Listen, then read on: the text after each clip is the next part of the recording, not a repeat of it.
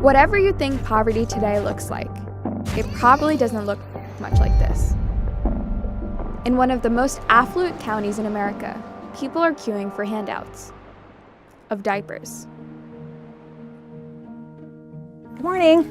Do you have your ID? Thank you. We've had clients come to us that have said, I've rinsed out a diaper and I've reused it. I've turned a diaper inside out and I've reused it. Sometimes I've left my child in a diaper for far longer than I should have. There is no government support in America to help pay for diapers, and many poor families struggle to afford them.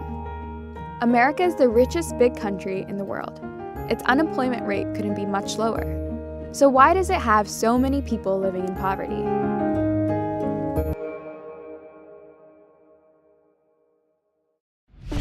In America, almost 40 million people are living in poverty.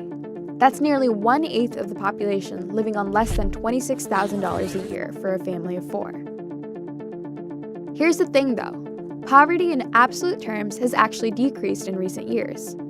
But the nature of poverty is changing, and that change is making it much harder to fight. Poverty used to be more of an inner city phenomenon, but as housing costs skyrocketed, poverty exploded in the suburbs. Now there are 3 million more poor people in suburbs than cities. 37.9 million. That's the number of Americans currently living in poverty, accounting for 11.6% of the total population. That's despite the fact that America ranks first as the richest nation in the world in terms of GDP.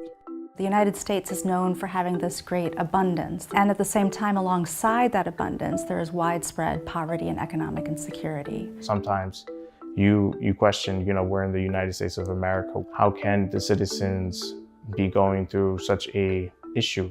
We always boast that we're a superpower, that we are the richest in the world, and things just don't make sense.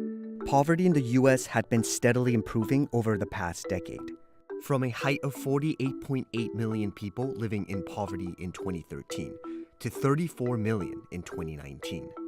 That was until the pandemic changed its course. COVID absolutely had a very deep impact on the access to employment and long-term employment for a number of families that were all